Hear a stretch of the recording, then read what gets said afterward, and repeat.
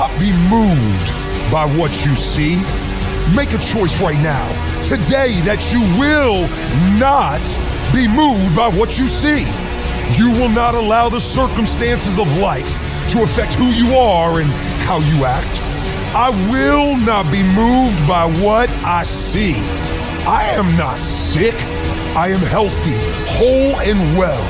I will not be moved by what I see. I am not broke. I am prosperous, and all my needs are met. I will not be moved by what I see. I am not depressed. I am happy, joyful, and have the mind of a winner.